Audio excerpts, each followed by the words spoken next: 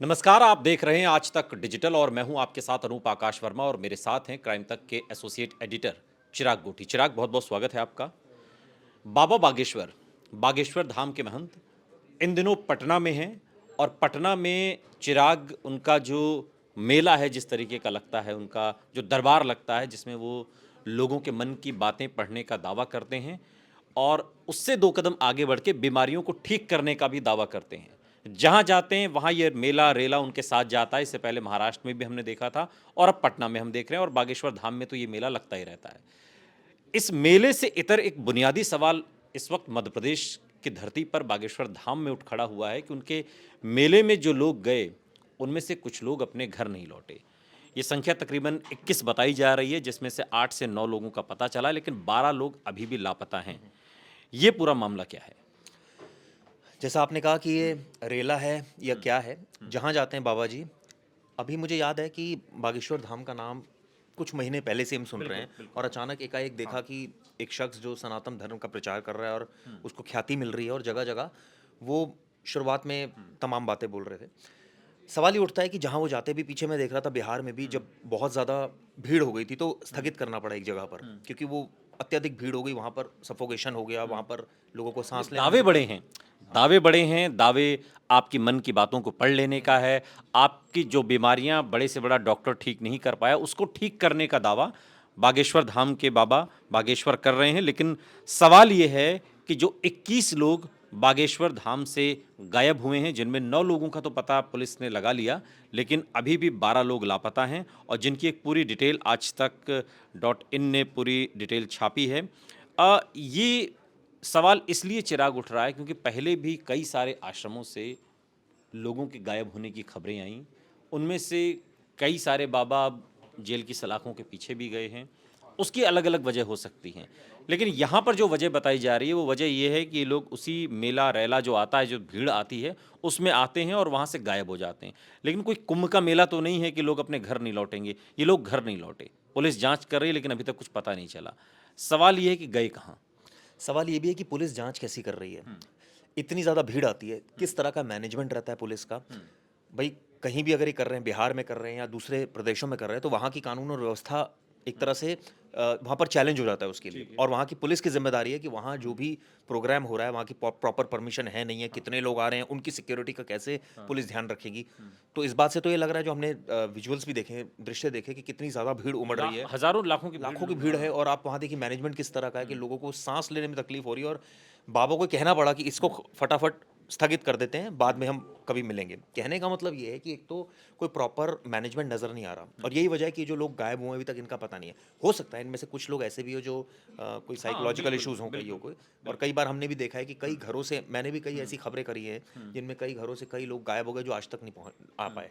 तो कुछ लोग तो ऐसे हो सकते हैं, लेकिन सारे लोग ऐसे हों, ये नहीं मानना थोड़ा सा अजीब लगता है। दूसरा इसमें फैक्ट ये है, जैसे मैंने बोला, सिक्योरिटी एक रीज़न है कि भाई वहाँ की पुलिस प्रोवाइड नहीं कर पा रही। तीसरा रीज़न ये है कि लोग अपनी एक आस्था के ज़रिए यहाँ पहुँच रहे हैं। हम देखिए, आस्था से कोई सवाल नहीं पूछ रहे, उनकी बिल्कुल, आस्था पर बिल्कुल, कोई। ज़ाहिर तौर पे। लेकिन सवाल ये उठता है अनूप, के क्या वाकई ऐसा चमत्कारी बाबा हैं कि जाओ और प्रॉब्लम सॉल्व कर दो? तो ये तो, इससे तो बढ़िया कोई आदमी नहीं है फिर तो पूरे संसार में। फिर तो हर आदमी को वहीं जाना चाहिए। मैं तो खुद बोलता हूँ, और हमारे कई दर्शक हैं बहुत सारे सपोर्ट में भी बोलते हैं। मैं अगेंस्ट और सपोर्ट में बोलने की बात नहीं कर रहा। अगर साइंटिफिक तरीके से आप बात करें तो प्रोफेशनल एटीट्यूड ये बोलता है कि अगर कोई दिक्कत हो तो वो दिक्कत या तो आप आपके परिवार वाले दूर करते हैं, खुद ही करते हो आप, या ज़्यादा से ज़्यादा आप डॉक्टर्स की मदद लेते हो, लेकिन जो लोग गायब हुए हैं उस पर देखिए, छतरपुर के जो ज़िले के पुलिस कप्तान हैं अमित सांघी, उनका कहना है कि गायब हुए अन्य 12 लोगों तक तो पुलिस पहुंचने का प्रयास कर रही है जिनका पता नहीं लगा। लेकिन कुछ लोग, 9 लोग जो हैं वो तकरीबन मिल गए हैं और उनसे बात की जा रही है, पूछताछ की जा रही है कि आप कहाँ थे, कैसे गायब हुए। लेकिन बाकी जो लोग हैं उनका अभी तक कोई पता नहीं चल पाया।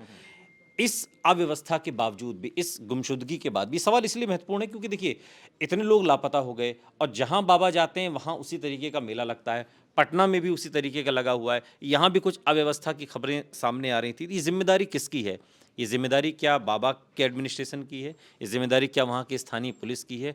कोई तो नैतिक जिम्मेदार होगा इन सब चीज़ों के बिल्कुल लिए। जिम्मेदार होगा। सबसे पहली बात तो ये है कि इतनी भीड़ जमा हो रही है, वहाँ कोई अगर कोई हादसा हो जाए तो उसके लिए जिम्मेदार कौन होगा? और यहाँ जिस तरह से भीड़ ने, हमने देखा कि सफोकेशन में लोग आ गए, लोगों को सांस लेने में तकलीफ हुई, तो साफ है कि मैनेजमेंट नहीं था वहाँ पर। इतने लोगों को कैसे आप परमिट कर रहे हैं? दूसरा, जब किसी स्टेट में ये कर रहे हैं तो नेचुरली वहाँ की कानून और व्यवस्था पुलिस के पास है, और पुलिस से क्या परमिशन ले रखी है? और अगर ले रखी है तो कितने लोगों की परमिशन ले रखी है? और अगर वहाँ ज़्यादा भीड़ आ रही है तो इसका मैनेजमेंट किस तरह का है प्रशासन का?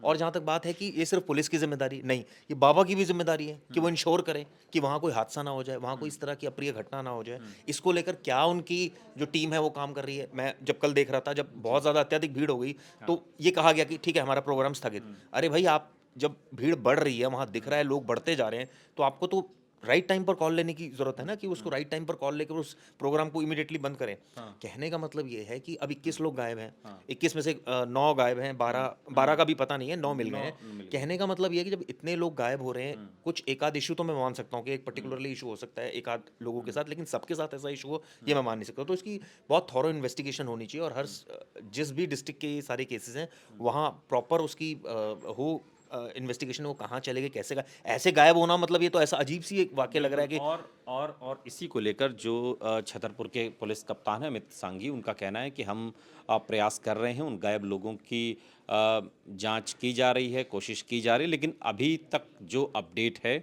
उसमें बीते 4 महीनों में जो 21 लोग गायब हुए हैं, जिनमें 9 लोगों का पता चल गया है, बाकी की तलाश हो रही है, उनके बारे में अभी तक कोई डिटेल नहीं है। और इसीलिए इस व्यवस्था पर सवाल उठना लाजमी है कि जो मैनेजमेंट है, चाहे वो बाबा का है या फिर जहाँ पर ये कथा का, भागवत का इसका जो कार्यक्रम आयोजित किया जाता है, वहाँ पर किस तरीके की व्यवस्था पुलिस की जिम्मेदारी है या बाबा की जिम्मेदारी है, या वहाँ पर जो लोग आ रहे हैं वो भी अपनी सुरक्षा का ख्याल रखें। इसमें अगर एक ऐसा चीज़ नहीं अनूप, होता, इसमें हाँ, एक चीज़ और मैं ऐड करना चाहूँगा। ये सारी चीज़ें महत्वपूर्ण जो आपने बोली हैं, लेकिन साथ साथ इसमें जो बाबा मनोकामना पूरी करते हैं, मैं तो कहता हूँ कि बिल्कुल।